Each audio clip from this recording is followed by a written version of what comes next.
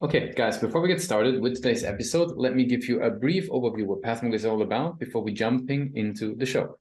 PathMonk is the intelligent tool for website lead generation. With increasing online competition, more than 98% of all website visitors do not convert, right? So your ability to successfully show your value proposition and support visitors in their buying journey separates you from the competition. So PathMonk qualifies and converts leads on your website by figuring out where people are in the buying journey and influencing them in key decision moments with relevant micro experiences like case studies, introductional videos, and much more.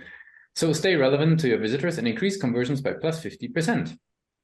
PathMonk to your page in seconds, let the artificial intelligence do all the work and get access to 50% more qualified leads while you keep doing marketing the same as always. Check it out on pathmonk.com. In today's episode of the PathMonk Presents podcast, I got a very interesting guest here with me today. I'm with Shanna Wood, and she's hailing over from the folks over at TG0. Now, if you're heading over to tg0.co.uk, you will see that they basically help you guys to reimagine the world of physical products. That's super interesting topic, because basically we're talking about sensifying anything and adding basically digital interactions to those physical products. So let's really deep dive into that. That seems super exciting. Shanna, welcome to the show. Hi, thank you so much for having me, Lucas. Sure. Maybe give us like a brief overview. What is TG0 all about in your own words? So of course, I mean, you definitely kind of nailed it with that initial intro. We are all about reimagining product interfaces. So essentially, our technology can replace traditional buttons, switches, and dials to create smarter, more intuitive, more attractive product interfaces. But what I think more importantly, because we can integrate the technology into the sensor, because the product is becoming the sensor, you can actually create a smart product. So things can be tracked. You can have data collection and create customization to products you never thought you could customize before.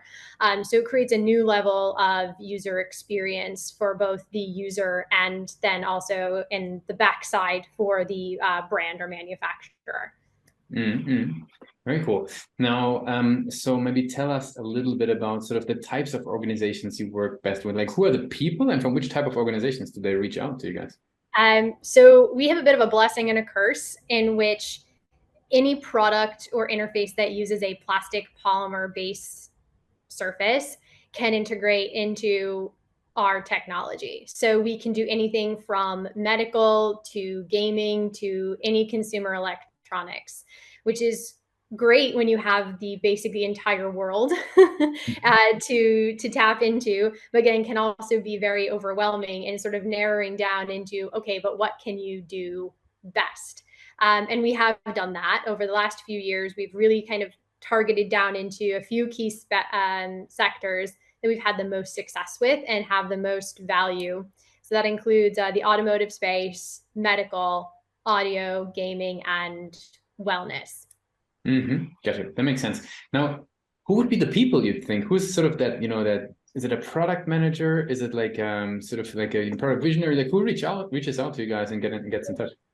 Product managers for sure, but also sometimes we're speaking to engineers, sometimes we're looking to actually people who source supplies and costs. So we actually speak to quite a few different types of people, which actually then in itself is also a particular challenge, because if you're talking to someone who sources new suppliers, they're always looking at costs. If you're looking into people who research new innovation, they just want something that's really cool, exciting, and fresh. So we're constantly changing our conversations that we have with our potential clients. We're constantly looking at new content and ways in which to reach these different types of personas, which is something we factored into our new website. Our new website only launched in May, but we really took a deep dive into all the different types of personas that we speak to and made sure we had content and pages that would speak to different people on different levels. Gotcha. That makes a whole lot of sense. Now, how do these people learn about TG0? Like, where do they hear about you guys, and how would you describe the journey? Like, kind of what channels do they walk through? So we are a little bit more kind of in the traditional marketing space because what we offer is quite niche and quite technical. Having traditional inbound marketing is a challenge and very expensive. So what we do is a lot of outbound and account-based marketing acquisitions, in addition to your standard trade shows.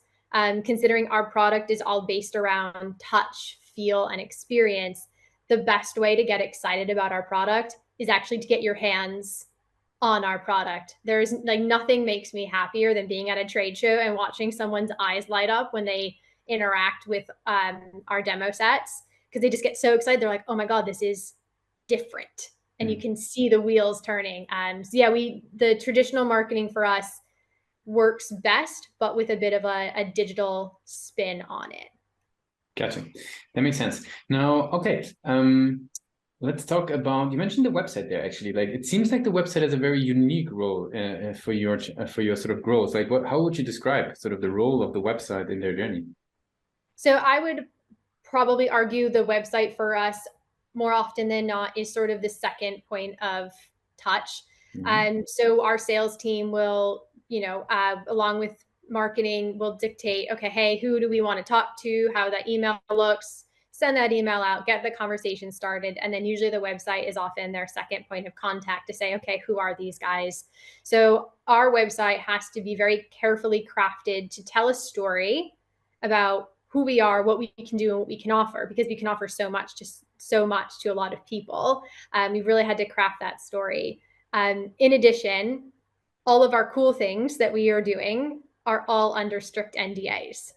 So, which makes our storytelling and how our website supports that even more important, because we're doing a lot of cool things with a lot of amazing brands, and I simply cannot tell you unless you and all your listeners want to sign an NDA. So that, even with that, our website, it has a lot of cool stuff in it, but only scratches the surface about what we're actually all about.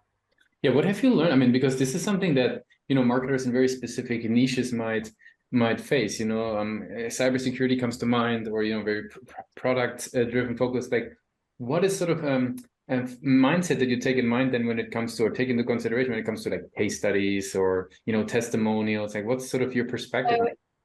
So thankfully, my background was in content and storytelling. So I think that background I have has really helped me in this role.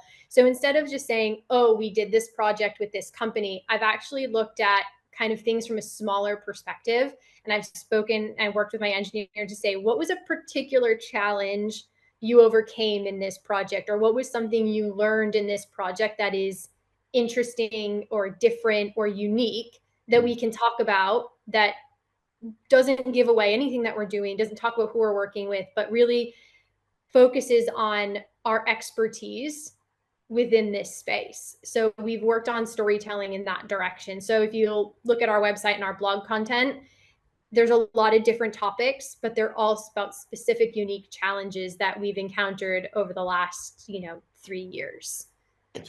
Makes a lot of sense.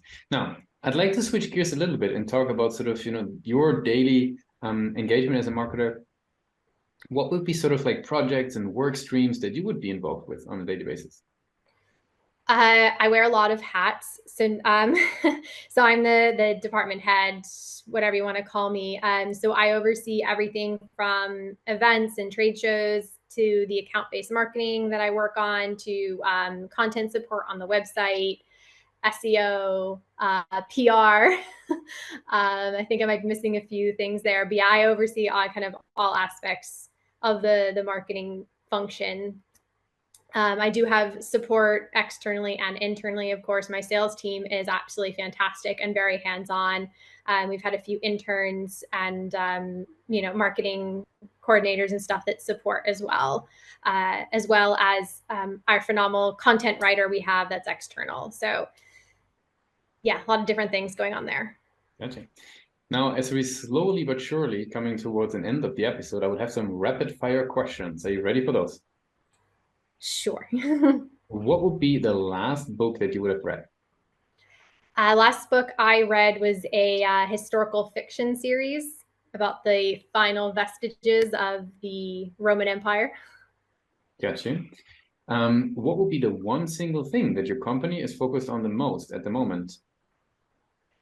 Growth, actually. We're scaling up, which is very exciting. So we're bringing in new clients, hiring new roles. So, and I'm also supporting in that aspect as well. So very exciting to be growing. If you would have a magic wand and you could fix one thing for your role as a marketer, what would you change? Content. I want elevate content, video content, everything. I would just explode with content. Mm-hmm. And the very last thing is, if today would be your very first day as a marketer, right? You join into the career, you're just having your whole marketing career in front of you. What's the one advice you would give yourself for that journey? I would be more hands-on with understanding and learning digital marketing. Execution of digital marketing now is such a class act. I wish I had a better, deeper hands-on experience with that. Mm-hmm. And it's just, it drives so much now that I just wish I had more opportunity to get more hands-on like the agency level. Mm-hmm. Shanna, I really appreciate, right, that you took the time with us today to be a guest on Pathmonk Presents. Want to give you the last word, right? If people would be forgetting all that we discussed on TG0, what's the one thing people should remember? One thing people should remember is that we're a company that's innovative and we're exciting and we're changing the face of our products. And so hopefully we'll be in a home near you soon. Thanks a lot for being a guest on Pathmonk Presents. Thank you for having me.